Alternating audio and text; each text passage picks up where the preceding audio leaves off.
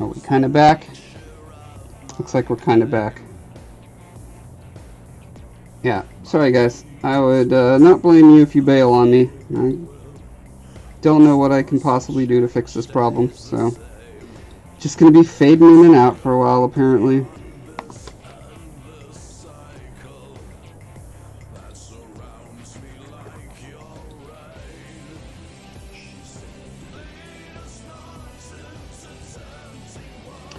You know what? I should have asked my roommate if he was doing anything online.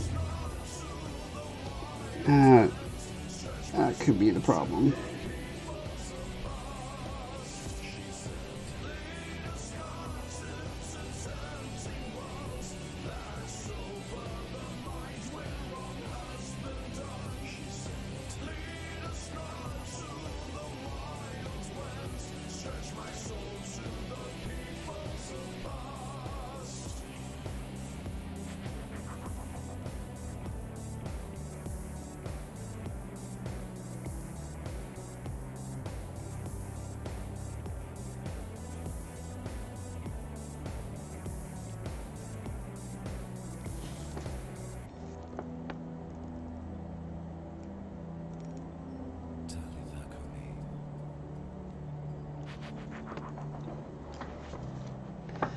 Yeah, Letha, I know the stream keeps cutting out. Don't know what to do about it.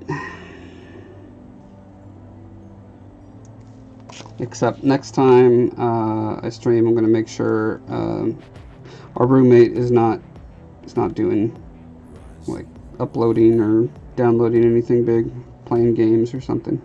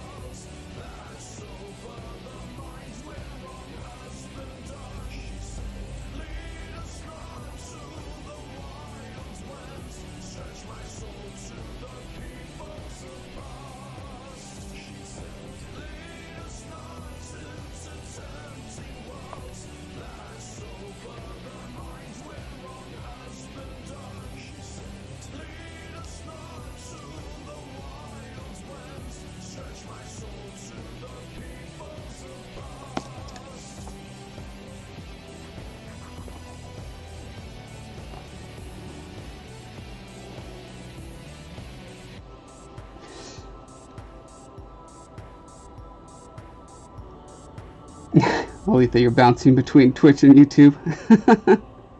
Yeah, it's not Twitch or YouTube. It's coming from the pipe out of my computer, or well, not out of my computer, but out of my house to Comcast.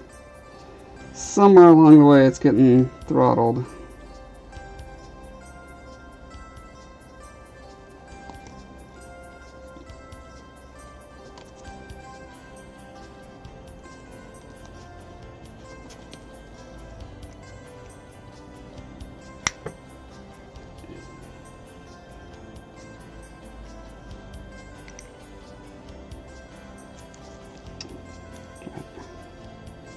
No good place to put a pressure on. Oh, maybe there. Oh boy. Yeah, that is too scary. Let's try this tool fit. There we go.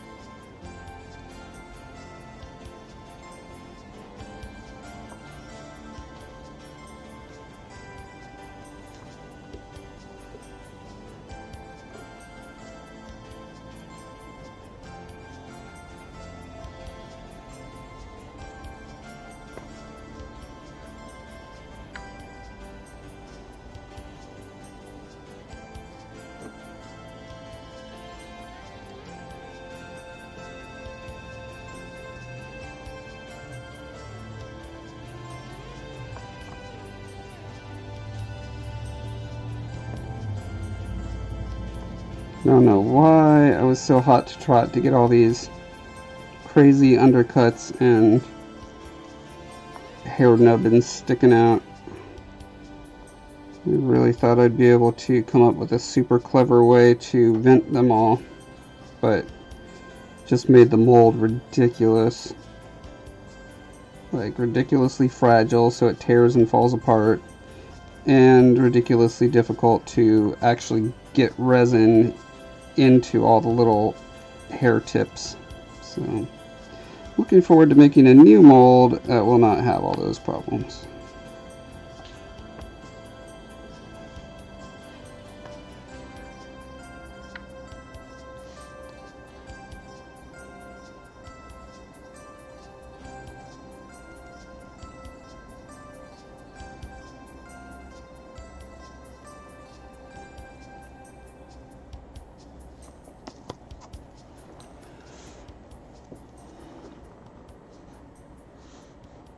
Nasir says, I saw a video about scenes and moments. Batman vs. Superman was one of the best comic book movies I've seen. I don't understand the hate.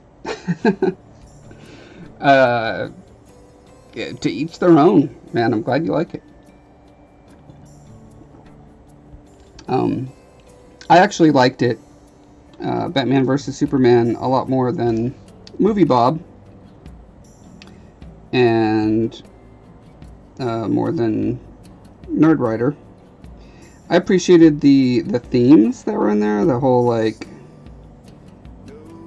idea of us, you know, how a superhero would actually be in the real world, would be like a god, and all the questions of you know, utilization of godlike power and that sort of thing. It's interesting. But I also don't disagree with any of the complaints that those people had. It's okay to like bad things. That is a mantra of mine. I don't have a problem with acknowledging that, you know, a critic who understands the art form really well and makes really compelling arguments about why a thing is bad, then I could take that in and say, okay, I like that bad thing. That's okay.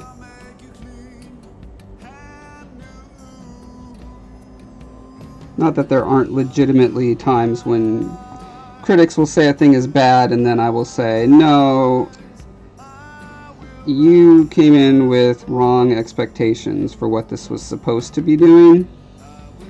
Like, well, I know we disagree about The Last Jedi. I think The Last Jedi was brilliant. I think Star Wars absolutely had to be deconstructed. And deconstruction is not what most Star Wars fans want, but it was necessary. And I will fight people who say the movie is bad because of those elements. They could say they didn't like a lot of things about it, and I'll be fine. But I will argue that it's not a bad movie.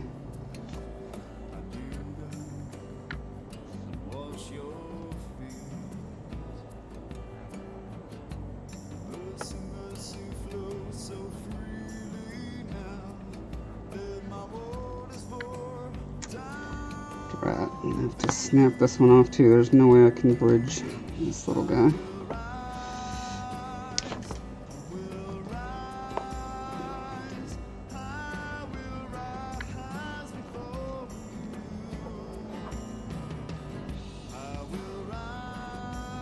Malkin says Infinity War was intense. In the sense of the plot structure, it's so bizarre.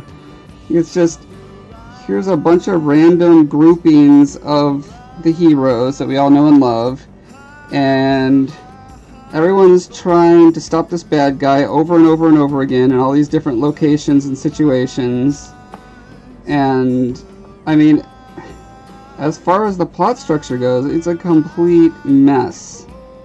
And yet, boy, it was fun to watch. It was really fun.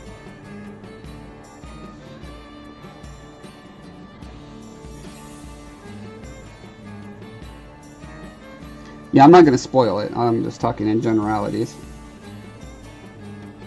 I mean, unless knowing that heroes that you know and love are fighting a bad guy is spoiling it for you. But I don't think that's the case.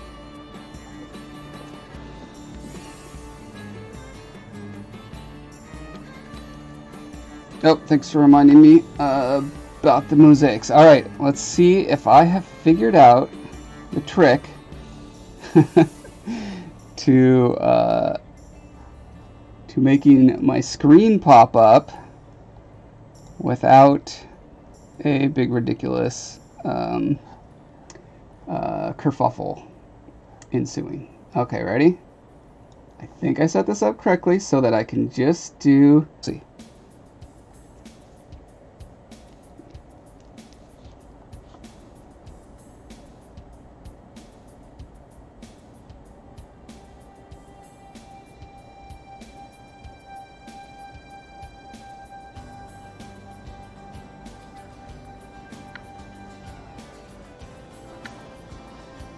Let's see. It says, I don't want to sound ignorant. I really enjoyed Infinity Wars, but for some reason I kept looking at my watch, wondering when it will end. Well, that's not ignorant at all. I mean, to make a story interesting to people, you have to care about the characters. And that's oft. I mean, so there's an art and a craft to that, but there's also a chemistry thing. Like, some people don't care about the kinds of characters that you're portraying, right? And it doesn't make the person who doesn't care bad, and it doesn't make the people who made the characters bad. It could just be a chemistry thing, just like a relationship, right? Like, you could find out after you've been in a long-term relationship, oh, turns out all the things that I thought were great about this person I don't actually care for, and vice versa.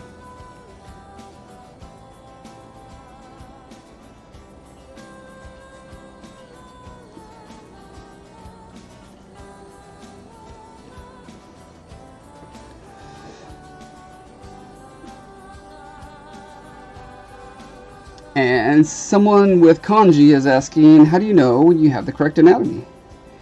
I use a lot of reference. I hold up my character to with a photograph, and I look at it at all different angles. And if I want to be really sure, I can take a picture of it and then put the picture on my computer, and in Photoshop put the you know, a photograph in front of it and fade it in and out to see. I usually don't go that far, but certainly when you're learning, it's a great exercise to do.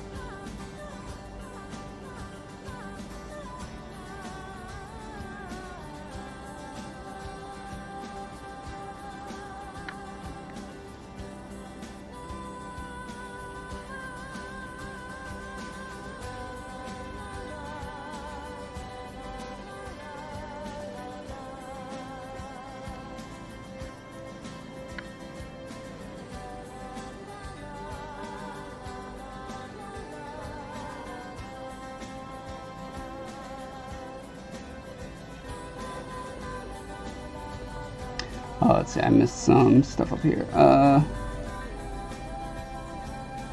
Malkin says, yeah, the plot was all over the place. Somehow it worked. Kind of mirrored the chaos of war. Yeah, maybe. I think it's because so many loose threads were being tied together, it was necessary for them to be all in random places before putting them together.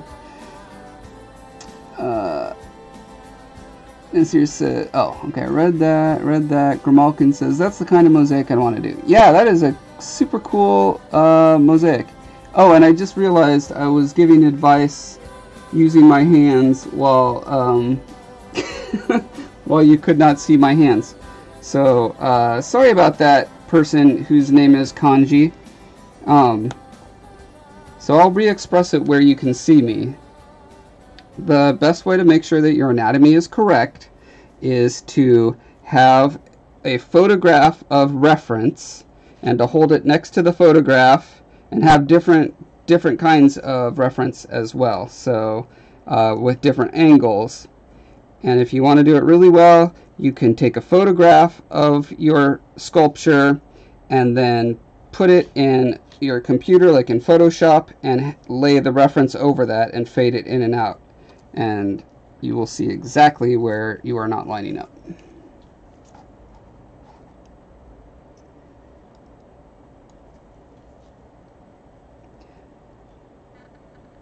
I would love to see a mosaic like that in someone's home, Grimalkin. That would be super sweet.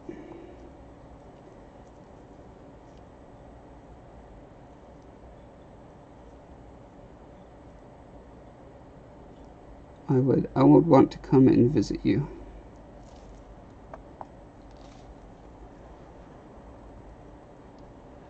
Aletha said, like an Altered Carbon, I like the idea of it and the tech, but I didn't like any of the characters. Yeah, unlikable characters is definitely kind of a newish phenomenon that I've noticed over the past 5 or 10 years. And it's interesting. It forces you to place your focus of interest on other areas of the plot, the story, the world, the ideas, the themes. I think seasoned writers are really attracted to that, to making unlikable characters, because they like shifting the focus to other things. It's more arty, you know what I mean? You can say things about issues and themes that would be harder to say if everyone's just enraptured with your wonderful character, and all their emotional attention is spent on the character doing great things. That's my theory. Don't know if it's true. Kanji Person says, thanks for sharing. You're welcome. And Nasir says, I'm at episode 5 of Altered Carbon. Don't spoil it. Okay. I won't spoil it, but some people die in that show. Believe it or not.